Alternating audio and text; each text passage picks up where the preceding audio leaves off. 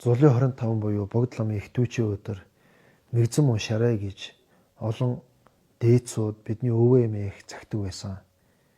Тэгвэл мэгзэм гэж юу вэ гэдэг дээр тайлбарлахад мэгзмийн хологтолтой мэрэгдүүдийн зохиосон 3 бүтнэн би үзэж байсан. Бүгдийн ч биш л дээ. Тэгээд өөрийн чадлаар үзэж байсан. Тэндээс зарим нэг санааг та бүхэндээ тустай болов гэд хүргэхийг зорж байна. Мэгзэм олон янзаар одоо 9 мөртөөгөр, эсвэл 6 мөртөөгөр, эсвэл 5 мөртөөгөр, эсвэл 4 мөртөөгөр гэж янз янзаар унших аргууд байдаг. Аль нь ч мэгзэм уншсан болдгийм байна. Өнөөдөр 5 мөртөөгөр мэгзэм уншвал эхнийх нь мэгмид зэвээ дэрчин жарэсэг дэмид чимбэ вамбу чимбэ төдөө мэлүү жумзал самвидаг ганжин хавь зүжин зохова лусан дагби шавлаа солвон дэв гэж ингэж уншдаг. 5 мөртөөгөр уншвал за 5 мөртөөгөр мэгзэм уншихын хамгийн ихний мэгмид зэвээ дэрчин жарэсэг гэдэг энэ мөрийг унших үедээ бурхан бүгдийн инэрхүү сэтгэл төрсөн тодорвол жарэсэг бурхан тоторно. Бурхан бүгдийн инэрхүү сэтгэлийн бэлэгдэл нь жарэсэг бурхан. Яагаад? Жарэсэг бурхан маань өмнө нь номонд суралцж байх амьтны тусын төлөө бодисодвын явдлаар явах энэ зохиолыг үзүүлэхдээ инэрхүү сэтгэлийн явдал зохиолыг голлон үзүүлж ингэж гэгэрсэн учраас инэрхүү сэтгэлийн бэлэгдэл гэж ингэж нэрлэдэг юм байна. Нэг тайлна. Ийм болохоор мэгмид зэвээ дэрчин жарэсэг гэдэг дээр энэ жарэсэг бурхан Богд Зонхуулам хоёр ялгалгүй нэм үе чанартай шүү гэж ер нь жарэсэг бурханы эрдэм. Энэ жарэсэг бурхан Богд Зонхууламтай ялгаагүй нэм үе чанартай шүү гэдгийг давхар бодвол энэ бас ач тус нь зүгээр уншснаас бас илүү байдаг. Хоёрт нь дэмид чимбэ вамбу чимбэ ян гэдэг дээр бурхан бүгдийн бэлэг уюуны юмыг эргэцүүлэн бодох бэлэг уюуны бэлэгдэл манчир бурхан. Яагаад тэгэхээр төрөөчийн адил манчир бурхан номон суралцж номыг хэрэгжүүлж явах үедээ юмыг эргэцүүлэн бодох их голлон энэ зохиолыг голлон зохиож ингэж одоо гэгэрэл бурханы хотыг олсон учраас бэлэг уюуны эргэцүүлэн бодох ажиглах энэ ухааны бэлэг түүнийг бэлэгддэг гэж ингэж одоо нэг тайлан ингэж тайлсан байдаг.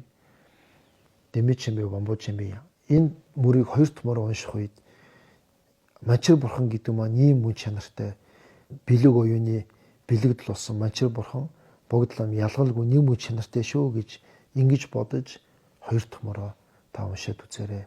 Тэгвэл юу ч бодохгүй юмснаас илүү. Гуравт нь төдөө мэлүү жумзал самвидаг гэж энэ 3 томорыг унших үед бурхан бүгдийн хүч чадлыг төрсөн тодруулах буюу түүний бэлэгдэл нь очирван бурхан.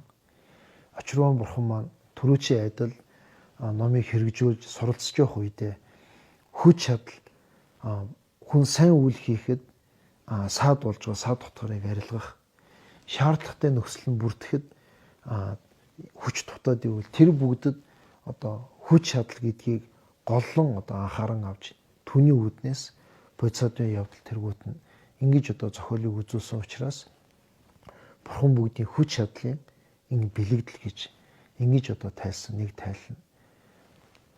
3 дахь мөрийг төдөө мэлүү жумзал самвида гэж унших үед очирван бурхан маань бурхан бүгдийн хүч чадал төрсөн тодорсон ийм одоо түүний бэлэгдэл шүү. Богд Зонхууламтай ялгалгүй нэм үе чанартай шүү гэж ингэж та сүсгэлэн бодоорой. За 4 дахь ганжин хавь зүжин зохова гэдэг нь бол ганжин гэдэг нь цастын орон гэж хэлж байгаа.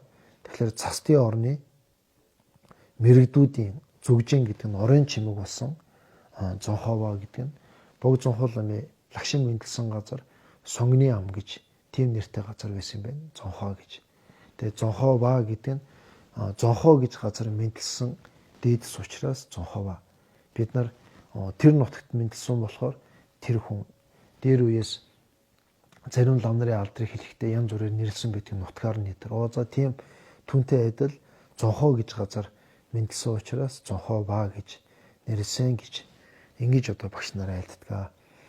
Энэ 4 мөрийг унших үед саяны язгуурын 3 бурхан энэрхүү сэтгэл, эргцүүлэн ажиглан бодох бэлэг буюу хүч чадал, 3 өөр төрөл, 3 язгуурын гуруулангийн тус тусынх нь одоо бэлэгдэл болсон бурхныг язгуурын 3 бурхан гэдэг. Энэ язгуурын 3 бурхан хүний дүрээр заларсан бог зонхоо. Түүнээс гадна цасны орны мэрэгдүүдийн оройн чимэг буюу хамгийн одоо оройн дэд мэрэг нь болсон бог зонхоо гэж энэ дөрөвт мөрийг уншихад саяны 3 бурхан бог зонхоо ламын дүрээр заларсан. Бог зонхоо лам өөрөө цасны орны мэрэгдүүдийн оройн чимэг болох ийм одоо мэрэгэн шүү гэж эрдмийг санаж дурдж сэтгэлдээ бодоод дөрөвт мөрөө уншаарай.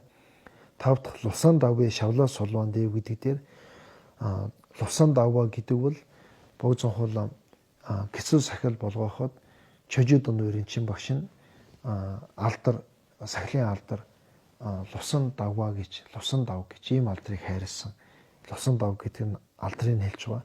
Санскритаар зарим хүмүүс бог зонхоо ламын алдрыг шууд хэлэхгүй хүндэтгэлтэйгээр хэлээгээд сумади гэрдич гэж ингэж бас уншдаг хэлэхдээ ингэж хэлж байдаг. Монголчууд алдрыг яг нэрээр нь хэлэхгүй бог зонхоо гэж ингэж одоо хүндэтгэн хэлдэг. Өвөө эмээ нар маань хэлдэг байлаа. Багш нар маань ч одоо бидэнд ингэж айлддаг байсан. Лусан давгий гэдэг дээр одоо сумади гэрдэ бог зонхоо ламын алдар. Шавлаа гэдэг нь үлмид, солондыг гэж унших үе таны үлмид би сойрхлыг таливж байна гэдэг нь айлтгал өргөж байна гэсэн үг тийм ээ. Юуг айлтгамаар байгаа юм?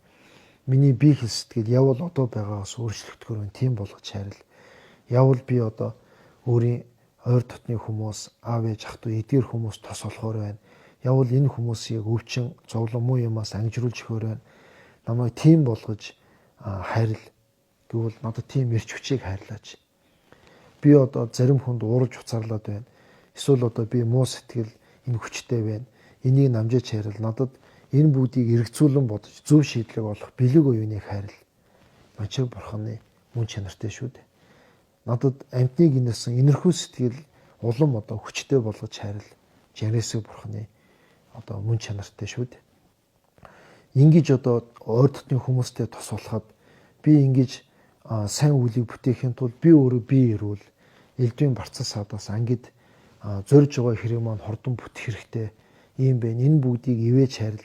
Мэгзэмээ уншаа солондыг гэдэг үгэн дээрээ ингэж айлтгалыг өргөж ингэж одоо оруулж залбирч өөр өөрсдөө ямар зорилго бай түүнийг өөрчилж болдгийм байна. Ингээд залбирх үед бог зонхоо лам баруун өвдөг зүүн өвдөгнийх нь хажууд чалцуур өмбөчи баруун өвдөгний хажууд зүүн өвдөгний хажууд хайдуур өмбөчи гэж хоёр гол эрхэм шавна. Ингээ гол багш нь хоёр шавна. Өөрийн өмнө байгаагаар үүсгээд ингээ мэгзмээ унших. Мэгзмээ уншиж явах үе бог зонхоо лам болон хоёр шавьяас гэрэл цацасаар байгаа надад тусаж өөрийн одоо биеэр дүүрч тэдгээрийн альс чанар хүч энерги надад биний одоо биеийн шингэж би тэдгээрийн аврал багтлаа альс чанарыг хүртлэе гэж бодох. Бүр цаашаа дэлгэрүүлж бодож чадвал тойруулаад өөрөө баруун талд ав зүүн талд ээж байгаа бусад ойр дотны хүмүүс бүр цаашаа бодож чадвал ах トゥ таньдаг хүмүүс бүгд бүр цаашаа дэлгэр болгож чадвал надад сайн уу юу ч хийгээгүй бусад хүн бүгд бүр цаашаа бодож чадвал өнөөдөр надад дайсагнаад муугар хандаад байгаа тэр хүмүүсээ ч гэсэн бодож энэ бүгдээрээ одоо зовлон муу юмас хагцуулж харилхэд ахаад хязгааргүй гэрэл цацаж тэдгэр бүгдэж тусаж тэдгэрийн биеэр дүүрч буруу бодол муу үйл тэргүүт нь арилж саний хийсэн тэр бэлэг уюун энэрхүү сэтгэл хүч чадал тэр бүгд бог зонхоо ламын эрдэм мэдлэг тэргүүтэн лагшин зэрлэг таалын айц чанар бүгд биеинд нь ингэж одоо оршлоо гэж бодох юм бол бүр л илүү ач тустай. Ингээд та уншиж байгаа жаахан зөксөөд түүн дээрээ төвлөрч чадвал бүр л тэр нь баттай болдог. Ийм одоо бас унших аргууд байдаг. Энэ дээр та бүхэн хичээгээд ямар ч үснэ дадуулаад үзээрэй. Дадуулаад ивэл үр дүн гардаг сэтгэл өөрийнх нь нэг эрдэм гэж ингэж айлцсан байдаг шүү.